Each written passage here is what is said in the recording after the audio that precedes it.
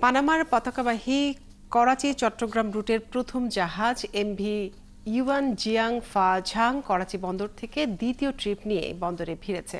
আজ বন্দরের কর্মকর্তারা জানান, এবারের প্রথমবারের চেয়ে দ্বিগুণের বেশি কন্টেইনার নিয়ে সরাসরি আসছে জাহাজটি।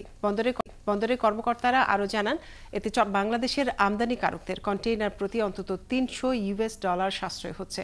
এর আগে পাকিস্তানের কন্টেইনার সিঙ্গাপুর বা মালয়েশিয়ার ট্রানজিট পোর্ট ঘুরে চট্টগ্রাম বা মোংলায় আসত। এখন সরাসরি আসার আগের তুলনায় অন্তত 4 দিন সময় কম লাগছে। জহিরুল ইসলামের ক্যামেরায় আরও জানাচ্ছেন রাজীব বড়ুয়া। গত 13 নভেম্বর 370 কন্টেইনার পণ্য নিয়ে পানামার পতাকাবাহী এমভি ইউয়ান জিয়াং ফা ঝাং নামের জাহাজটি পাকিস্তানের করাচি বন্দর থেকে সরাসরি প্রথমবার আসে চট্টগ্রাম বন্দরে। সে সময় এটি দুদেশের মধ্যে প্রথম সরাসরি সামুদ্রিক সংযোগ বলে উল্লেখ করে বন্দর কর্তৃপক্ষ।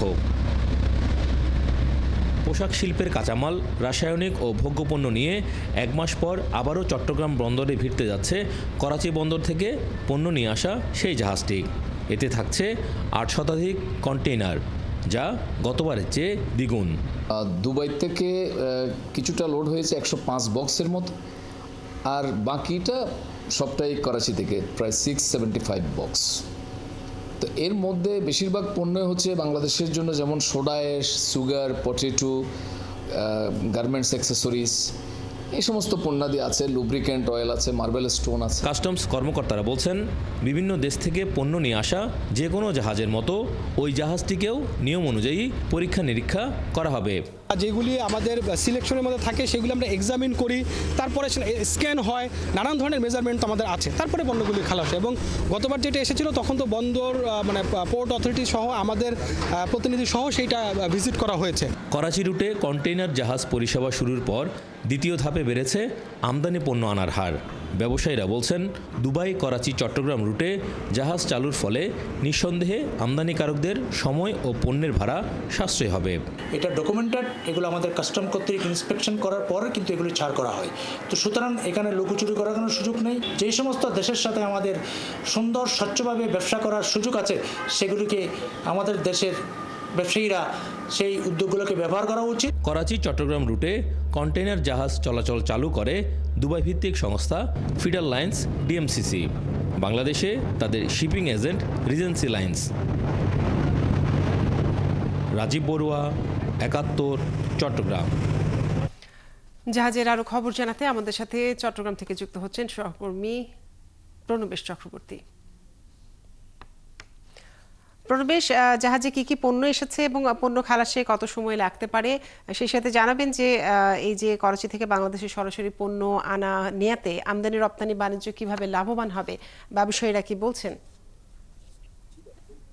এটি দুবাই করাচি হয়ে চট্টগ্রাম বন্দরের সাথে যে কানেক্টিভিটি, এইখানে জাহাজ চলাচল এই রুটে শুরু হওয়ার কারণে এখানে ব্যবসায়ীরা অনেক লাভবান হবে বলে আমাদেরকে জানিয়েছেন। বিশেষ করে পাকিস্তান থেকে আগে যেসব পণ্যগুলো আসতো, আগেও আসতো, তবে সেটি ঘুরপথে, অর্থাৎ সেটি সেকেন্ডারি অথবা ট্রানজিট কোনো পোর্ট ব্যবহার করে তারপর চট্টগ্রাম বন্দরে আসতো। ফলে সময় যেমন বেশি লাগতো, পাশাপাশি পণ্য পরিবহনের যে খরচ সেটি অনেক বেশি লাগতো। অর্থাৎ সেকেন্ডারি বা ট্রানজিট যেসব বন্দর রয়েছে তার মধ্যে রয়েছে কলম্বো, ইন্দোনেশিয়া কিংবা মালয়েশিয়া, সেসব দেশের বন্দরগুলো ব্যবহার করে তারপর এটি চট্টগ্রাম বন্দরে পৌঁছাতো।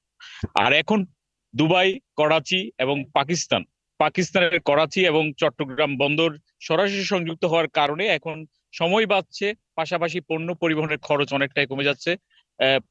পণ্যের প্রতি প্রায় $350 থেকে $400 পর্যন্ত খরচ কমে যাবে এবং সময় সেটি প্রায় 4 দিন সময় কমবে। এই কারণে আমদানি রপ্তানি বাণিজ্যে এটির একটি প্রভাব আছে এবং ব্যবসায়ীরা মনে করছেন এই পণ্য পরিবহনের খরচ কমায় সেটি পণ্যের যে দাম সেটির ক্ষেত্রে একটি ভূমিকা রাখবে, অর্থাৎ দামটা অনেক কম পড়বে। আর এবার যে জাহাজে করে যেসব পণ্য এসছে, আমরা যেটা জানতে পেরেছি যে সোডা এশ, সুগার, কিছু খাদ্যপণ্য, এর বাইরে গার্মেন্ট শিল্পের যেসব পণ্য রয়েছে এবং কেমিক্যাল রয়েছে, সেই কেমিক্যাল গুলো আসছে। গতবার এটি এসেছিল 13 নভেম্বর, তখন 370 কন্টেনার মালামাল নিয়ে পাকিস্তান থেকে এটি এসেছিল। এবার এটি প্রায় 800 কন্টেনার মালামাল নিয়ে এবার আসছে, অর্থাৎ প্রায় দ্বিগুণের চেয়েও বেশি মালামাল নিয়ে এবার চট্টগ্রাম বন্দরে ভিড়ছে। এটি আজকে বিকেল নাগাদ হয়তো চট্টগ্রাম জেটিতে ভিড়তে পারে বলে চট্টগ্রাম বন্দর কর্তৃপক্ষ আমাদেরকে জানিয়েছেন। এই জন্য এখানকার যে লোকাল শিপিং এজেন্ট রয়েছে এবং অন্যান্য যারা রয়েছেন এবং কন্টেনার গুলো যাদের তাদের প্রতিনিধিরা এখানে থাকবেন এবং চট্টগ্রাম কাস্টমসের উপস্থিতিতে কায়িক যে পরীক্ষা হয়, অর্থাৎ যে কোনো পণ্য বাইরে থেকে জাহাজ আসলে সেগুলো কায়িক পরীক্ষার মাধ্যমে শুল্কায়ন হয়। শুল্কায়নের পরে আসলে সেটি ডেলিভারি নেওয়া হয়। একই প্রক্রিয়া এই জাহাজের ক্ষেত্রে হবে এবং শুল্কায়নের পরেই পণ্যগুলো তারা নিজ নিজ যে ক্লায়েন্ট রয়েছে তাদেরকে দিয়ে দেওয়া হবে বলে চট্টগ্রাম বন্দর কর্তৃপক্ষ আমাদেরকে জানিয়েছেন। তো এটি ছিল এই জাহাজ নিয়ে সর্বশেষ তথ্য। রমেশ চক্রবর্তী, আপনাকে অনেক ধন্যবাদ যুক্ত থাকার জন্য। দর্শক, নতুন জাহাজের পানামা পতাকাবাহী জাহাজের খোঁজ খবর জানছিলেন আমাদের সহকর্মী প্রণবেশ চক্রবর্তী।